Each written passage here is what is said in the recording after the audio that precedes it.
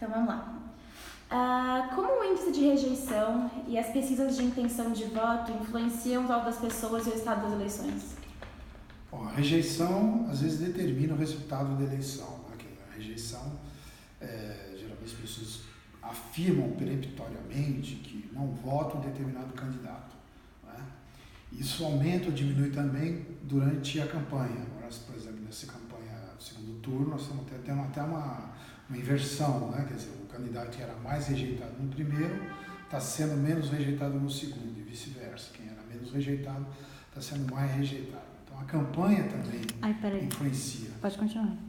A campanha também influencia isso, né? E o que você perguntou mais além da rejeição? Como que elas influenciam nos votos e nos resultados das eleições? Veja,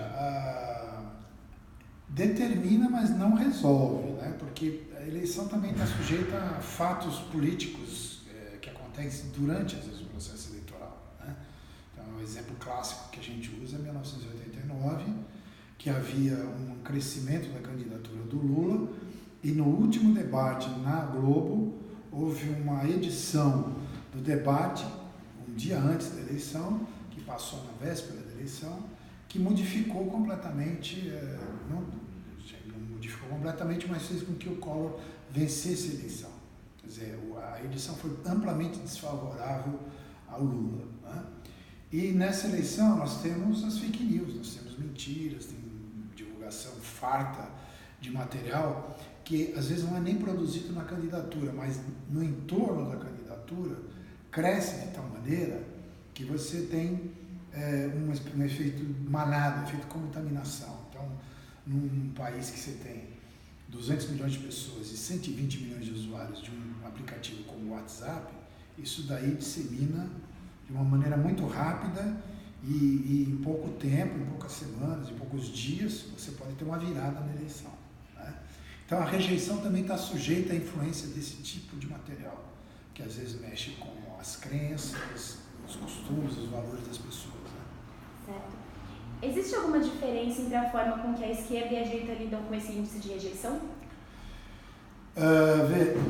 As campanhas tentam maximizar a rejeição do adversário, tentam forçar fatos, ou, às vezes até factóides, fake news, como a gente está falando, para que aumente a rejeição do outro lado. Tá? Mas, às vezes, isso funciona de maneira contrária.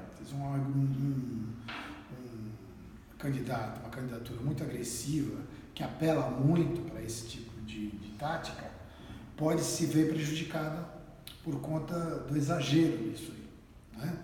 Então, aqui em São Paulo, por exemplo, a gente teve um crescimento muito grande para governador do estado da candidatura do Márcio França nos últimos minutos, nos últimos dias da eleição. No dia da eleição, praticamente teve uma virada e ele foi para o segundo turno no lugar do Paulo Scaff. O Scaff não utilizava muito isso daí, nem o Paulo França. O Dória utiliza bastante, né? Essa coisa mais agressiva, de chamar de socialista, como se fosse um xingamento, um palavrão, né? Mas mexendo com o emocional das pessoas. Isso é muito perigoso, né? Porque o emocional muda de um dia para o outro. Um fato político, uma notícia de última hora pode também impactar as pessoas de maneira que elas virem completamente de opinião, né? Isso já está acontecendo, até as pesquisas não indicaram muito agora no primeiro turno, o resultado que acabou dando das eleições não foi aquele que se esperava, ou seja, chegou no final, da reta final do primeiro turno, você tinha uma situação que não foi nem muito o que se previu, né? Não foi muito o que se esperava, e foi um resultado que, de certa maneira, contrariou, inclusive, as próprias pesquisas de opinião, que são feitas de maneira metodologicamente respeitáveis, têm uma certa credibilidade, mas que acabam também sendo utilizadas como um fator político. Então, você pega uma pesquisa de opinião, divulga um dado até real, mas já indicando que aquele candidato que você quer atacar está perdendo a eleição, como se a eleição fosse uma corrida de cavalos, como mostra a TV no Campeonato Brasileiro de Futebol, né? Aquela coisa de quem está na frente eu vou votar nesse, então quem está na frente vira vidraça, que vai ser atacado, etc. Né? Não deu muito certo aqui em São Paulo, que a gente está falando, nessa coisa das fake news, da agressividade. Pode funcionar até o contrário, né, no caso. Né? A candidatura do Márcio França, por exemplo, está sabendo muito bem trabalhar com isso. Está dando respostas firmes, está dando respostas objetivas, né? Está mostrando o currículo do candidato, está mostrando o que ele já fez como realizador, como prefeito, como deputado, etc. Isso está, em certa maneira, tendo um resultado muito... Ele cresceu vertiginosamente. Tá certo? Certo. Como é construído esse sentimento de ódio por tanto parte do antifascismo quanto do antipetismo? Veja, o ódio que a gente está falando nessa eleição, ele é meio unidirecional. Né? A gente está percebendo que está vindo uma certa carga de informação, de desinformação, de fake news, para cima de um lado do espectro político, mais para cima da esquerda, e a gente percebe que não é uma coisa recente.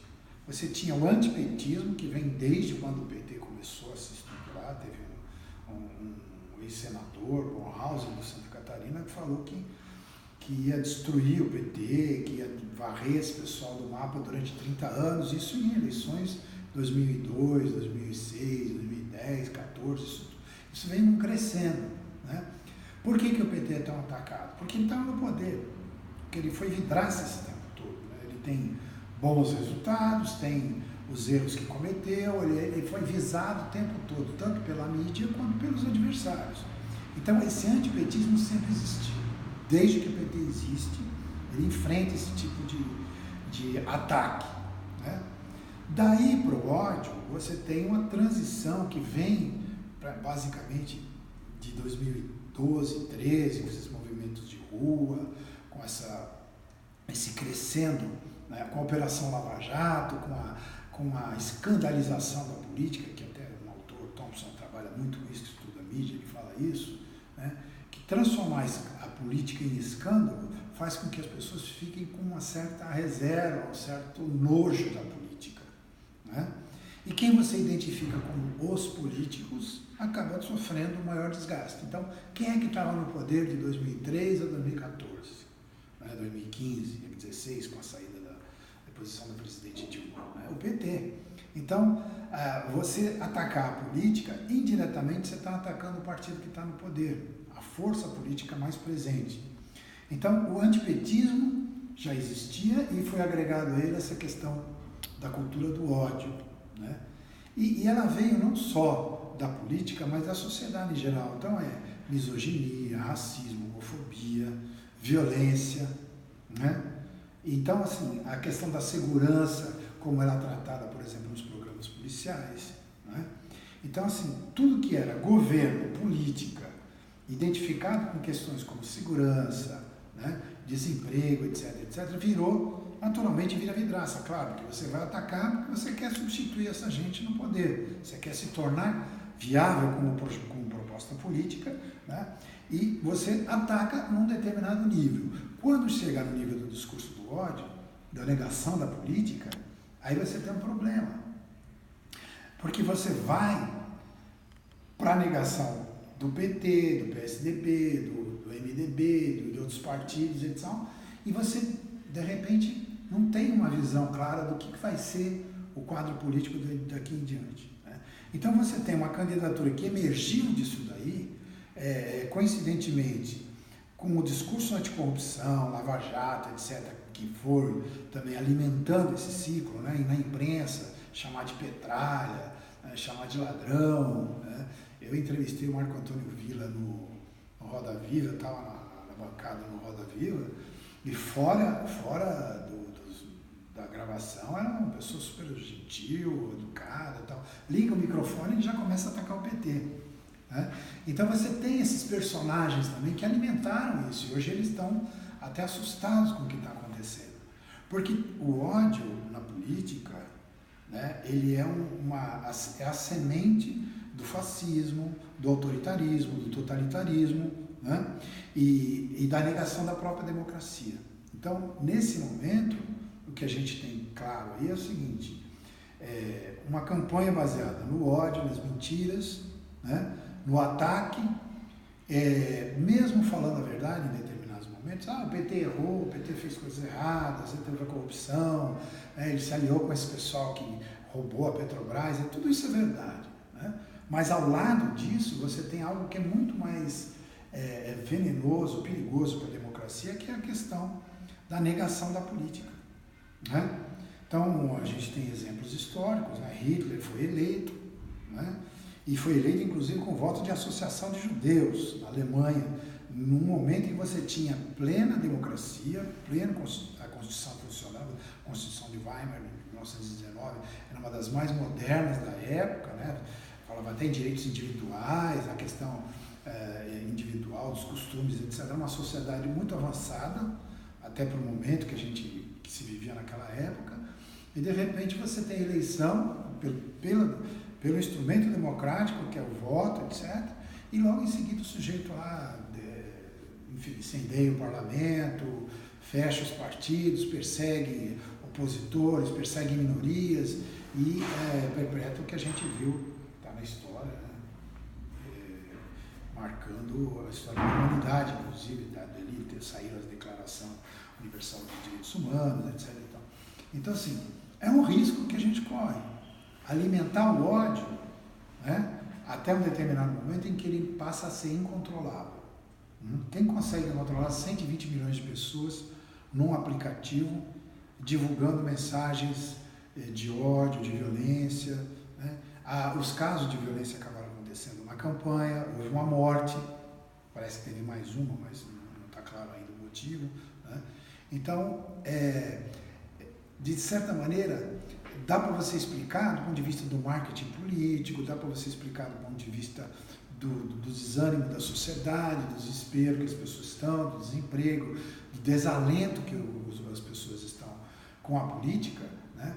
Mas não dá para justificar essa transição de você ser anti uma determinada força política para você ser anti pessoas, agredir pessoas e propor morte, falar de violência, divulgar coisas como kit gay, como essa coisa da Manuela anticristã, de ser abortista, de o Haddad propor que as crianças usem uma mamadeira, enfim.